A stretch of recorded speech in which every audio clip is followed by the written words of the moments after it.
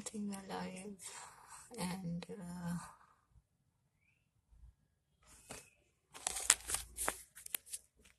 okay. So here we are. Hi guys, welcome back. And let people add. Let me wait for like 2 minutes. Yeah. Hi. Hello. Please, guys, just listen to me and don't just focus on typing and sending me comments. If you can, obviously you can comment some useful stuff, but not everything. Okay, so there are people here. Welcome back to UPSC Guide, and today we'll go with the second chapter, that is the major approaches. Are you guys ready? Yeah, I am excited. Major approaches to history of modern India from Spectrum. Have this book, guys, the second chapter from this book, Spectrum. Okay, clear enough?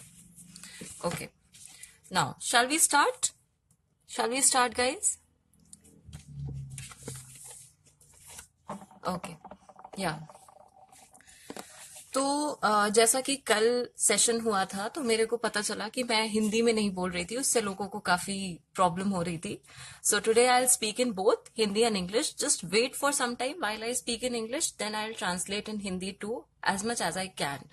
Okay, major approaches. कल हम लोगों ने एक point of view पढ़ा था कि हमें sources कहाँ से मिले हैं मॉडर्न हिस्ट्री के. What are the sources about behind what we read. जो हम लोग पढ़ रहे हैं, जो चीजें हम लोग पढ़ते हैं, उनके सोर्सेज हमें कहाँ से मिले हैं, और उसके नोट्स मैंने प्रोवाइड करा दिए हैं.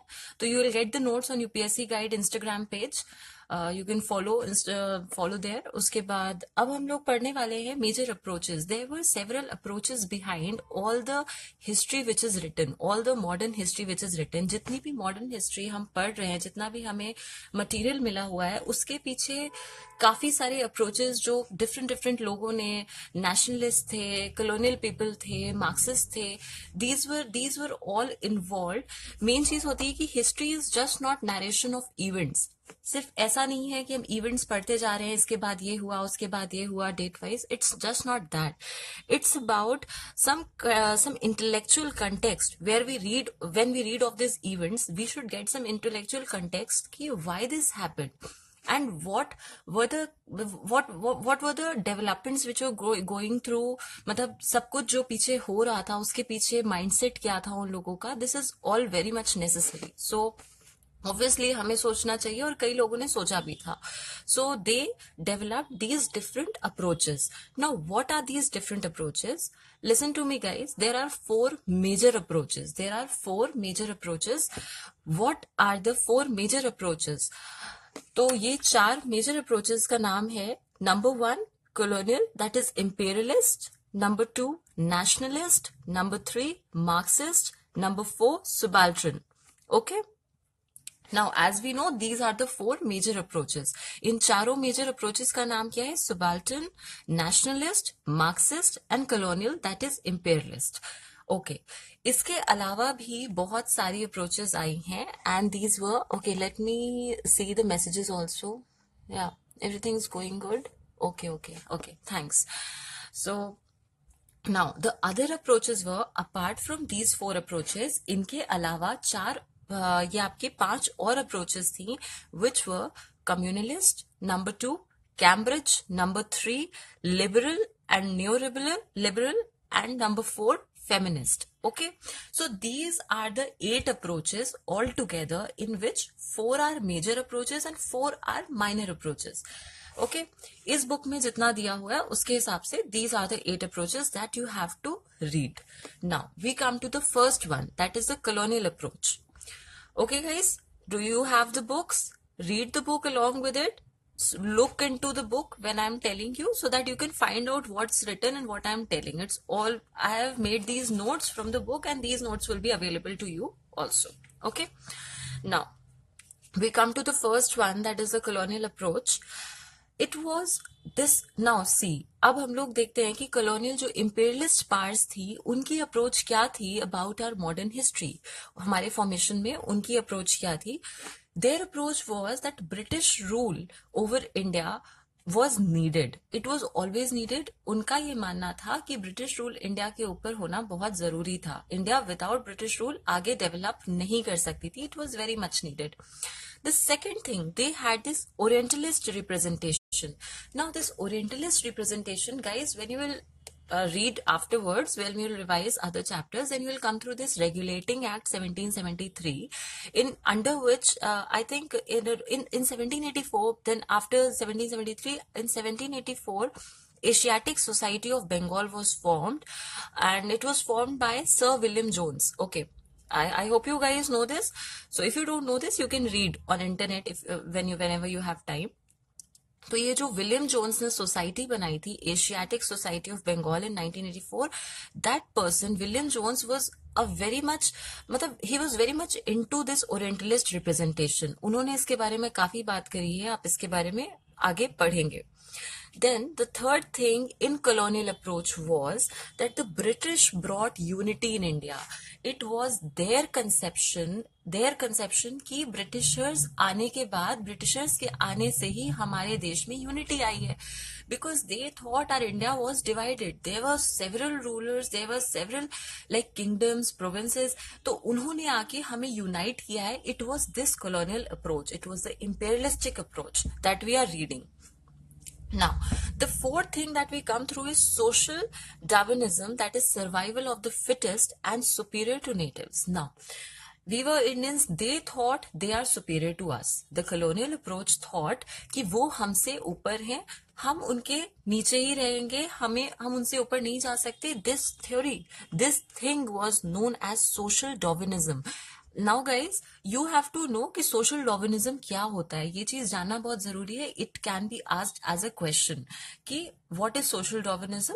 तो you can always say that it is the survival of the fittest, and when the person is thinking that he is superior to the natives, that British are superior to the natives, this was the theory of social Darwinism.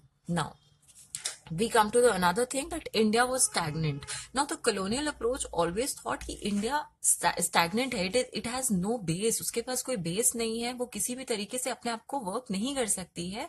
So India needs us, that is Britishers, to like work, to develop and everything. They needed a guidance. It was like they thought कि हाँ, उनको हमें Indians को guidance चाहिए है work करने के लिए. तो this was the approach of colonial approach. Lesson कौन सा है मैम? या lesson is number 2. And thank you so much. Are you guys listening now? You guys are messaging and messaging. Please just stop and listen. Okay. Comment less, listen more. I hope it's useful. I wish it's useful. Now, we come to this colonial approach. The first thing we read about was British rule over India. The second thing we read about Orientalist representation. Number 3 was British brought unity in India. Number 4, that is social Darwinism, that survival of the fittest and superior to natives.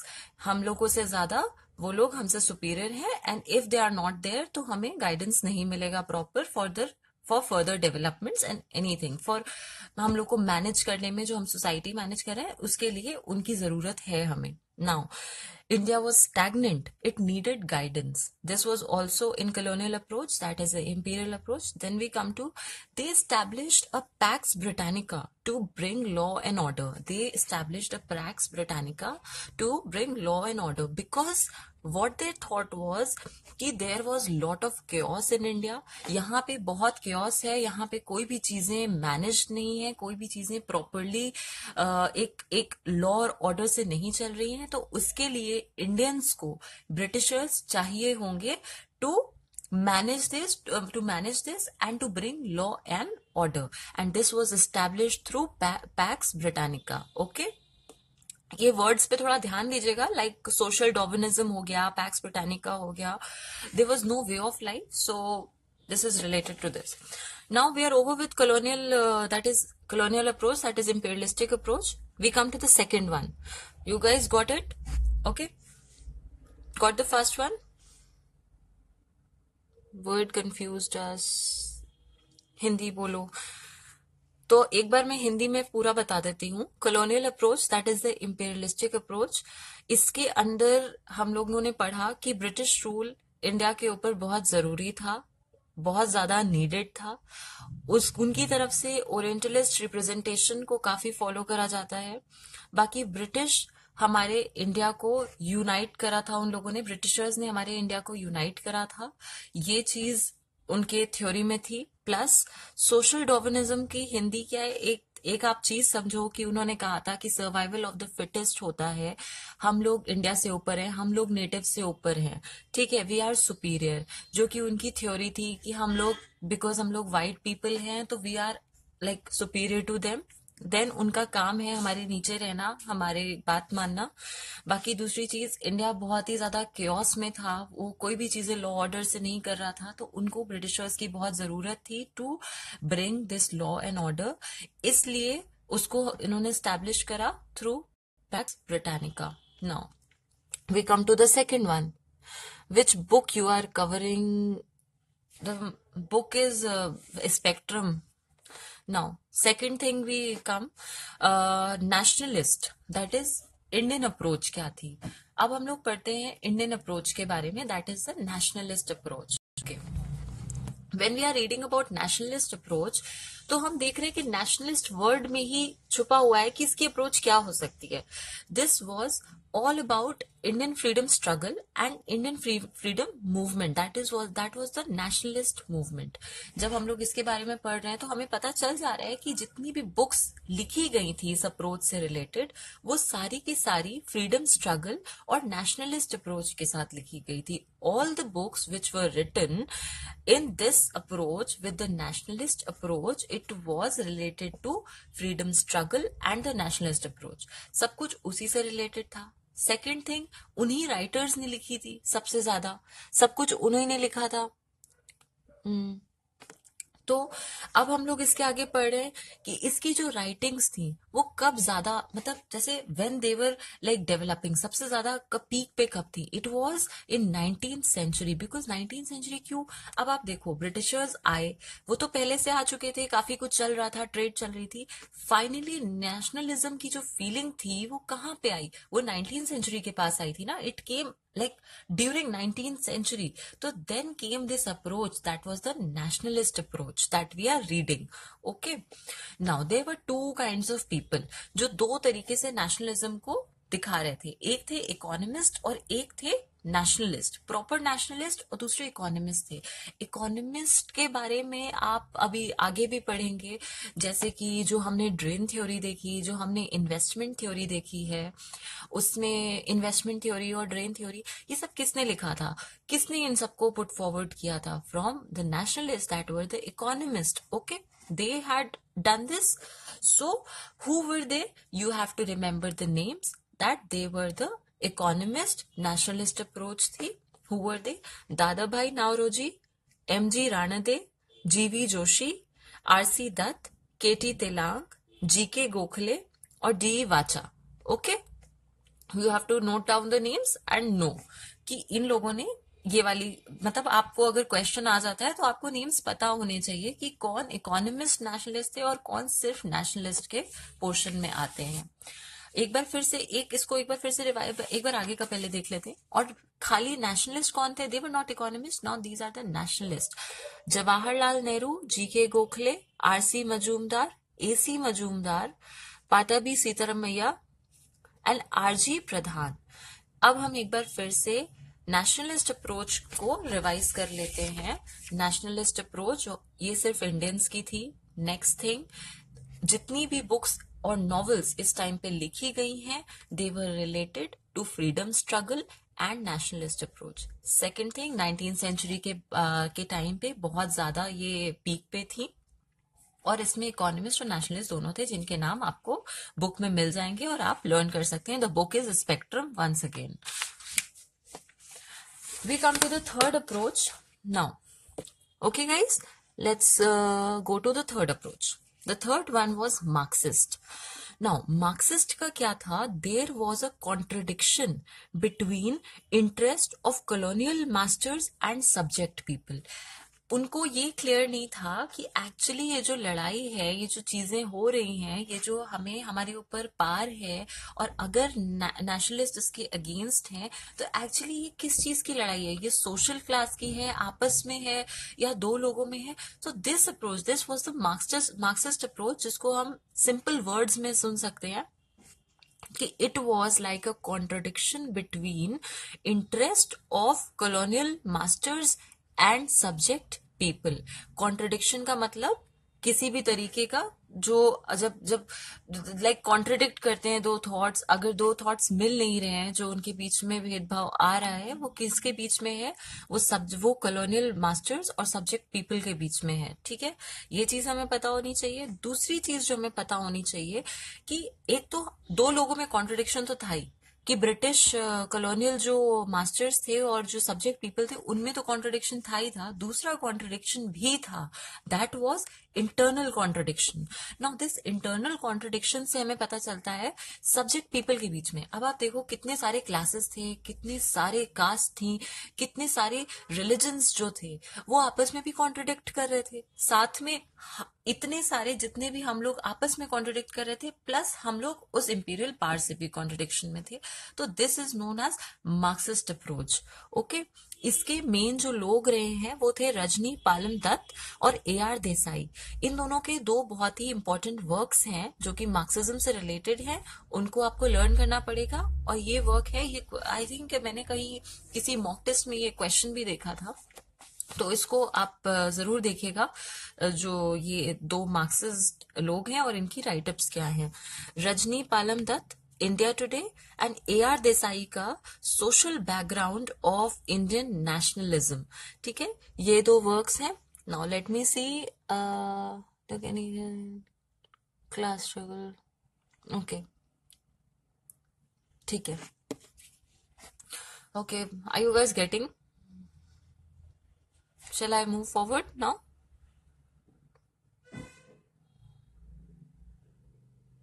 ठीक है। Okay. Now, this was Marxist approach ki contradiction was between the interest of colonial masters and subject people, and then there was also internal contradiction between the subject people. ठीक है, there are two works by R.J. Palam Dutt, that is, and A.R. Desai, that is India Today and Social Background of Indian Nationalism, respectively. Okay, now we come to the fourth major approach, that is subaltern. Okay, अब हम लोग subaltern के बारे में पढ़ने जा रहे हैं. What was subaltern approach? ठीक है, अब हम लोग subaltern approach में ये लिखा है कि contradiction between interest of elites and subalterns. पहली बात तो हमें ये पता होना चाहिए कि subalterns कौन है. Who are the subalterns? They are the middle class and lower middle class people. Subalterns are the middle class and lower middle class people.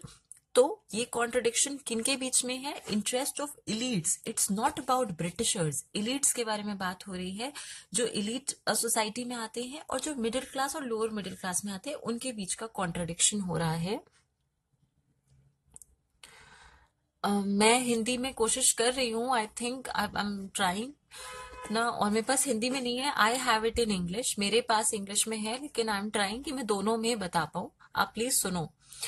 Subaltern approach हम जो पढ़ रहे हैं, इसमें है कि कॉन्ट्रडिक्शन, जो हमारे एलिटिस्ट थे जितने भी लोग, उनमें ब्रिटिशर्स खाली काउंट नहीं हो रहे हैं. यहाँ पर है कि जो इंटरेस्ट ऑफ एलिट का था और जो मिडिल क्लास और लोअर मिडिल क्लास का जो इंटरेस्ट थे, दोनों के बीच में कॉन्ट्रडिक्ट कर रहा था.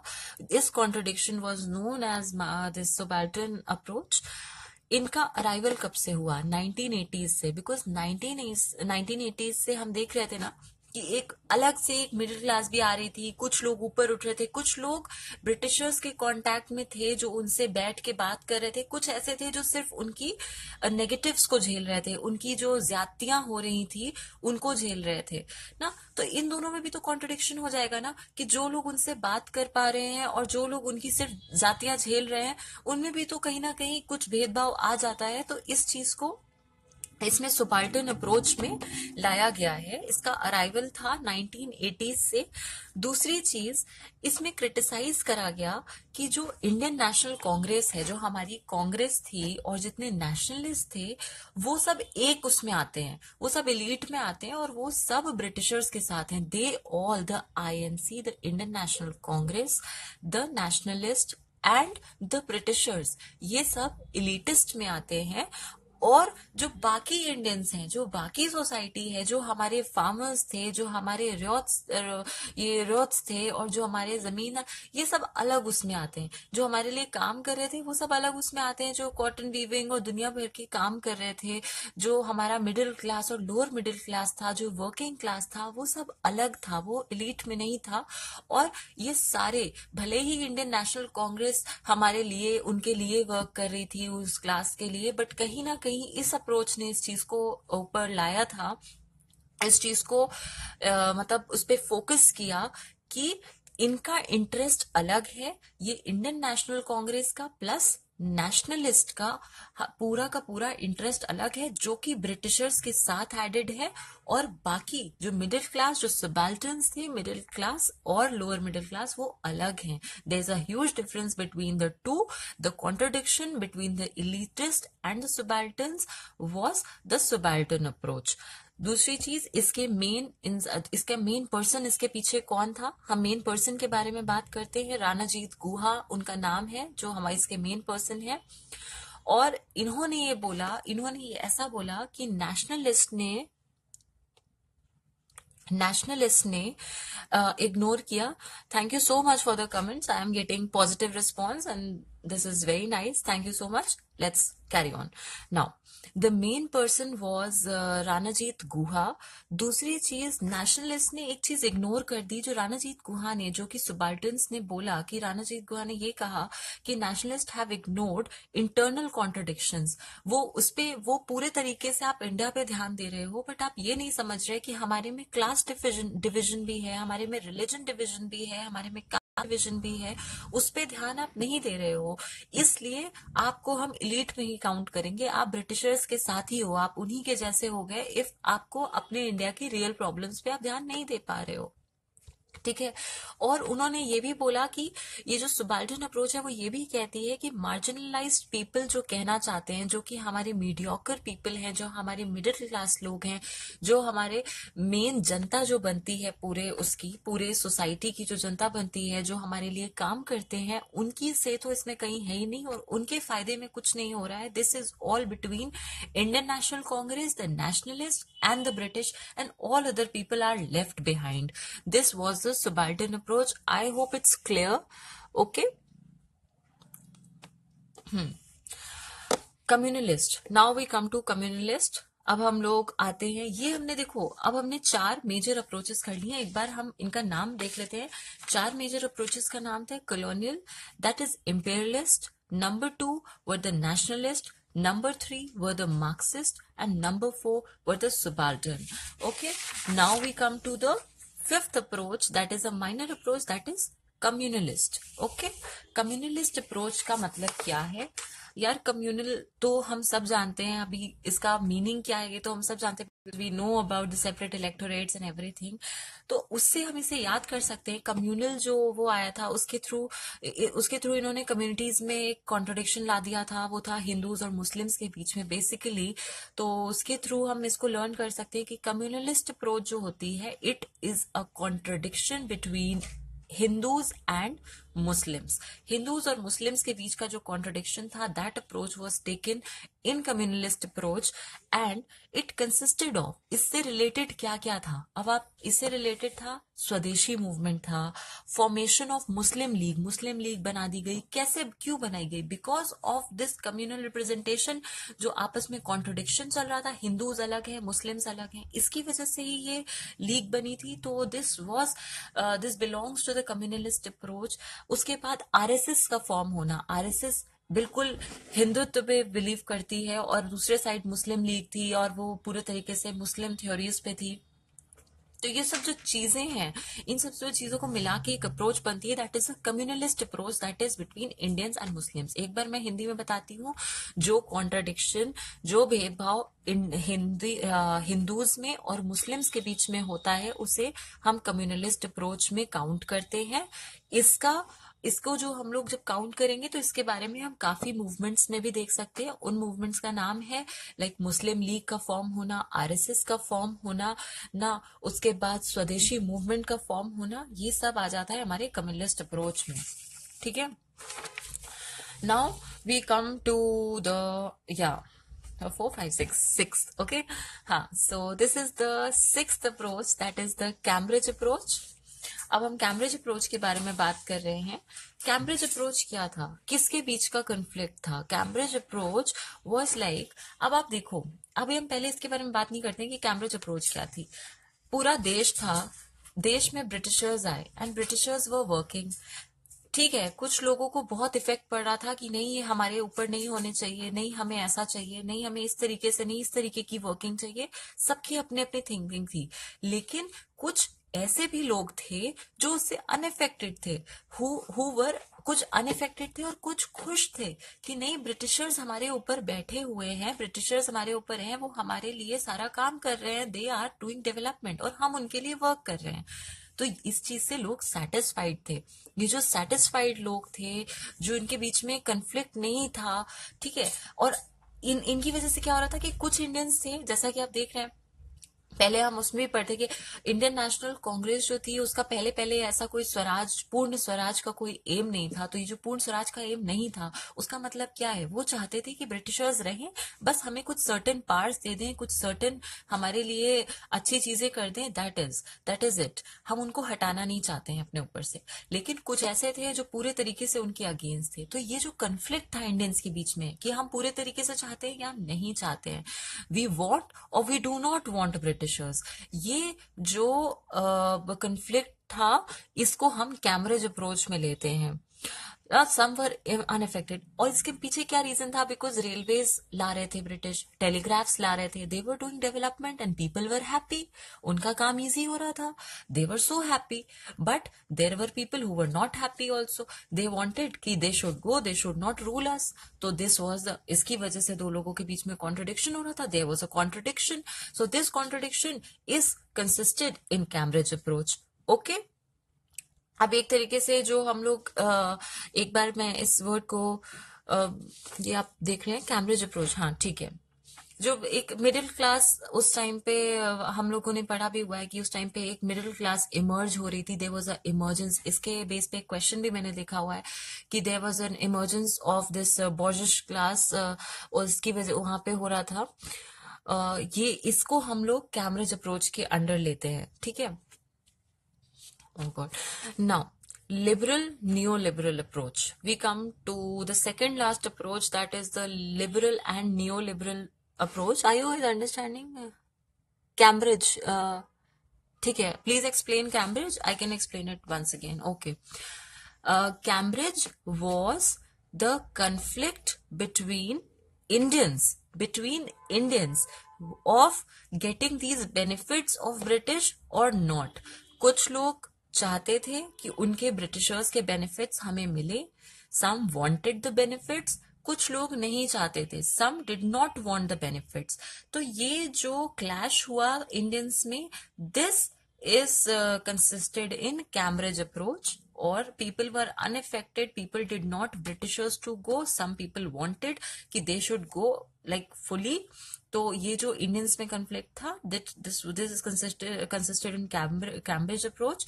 और इसके पीछे रीजंस बहुत सारे थे, बिकॉज ब्रिटिशर्स के जो बेनिफिट्स इन्हें मिल रहे थे, नई नई बिल्डिंग्स, नए तरीके की लिविंग, नए तरीके की अप्रोचेस, नए तरीके के डेवलपमेंट्स जो हमें मिल रहे थे, इनकी वजह से डाइसी हो गया था अलग अलग कम्युनिटीज और इंडियंस के बीच में कि whether we want this or we do not want this. Now we come to the second last approach, that is liberal नियोलिबरल।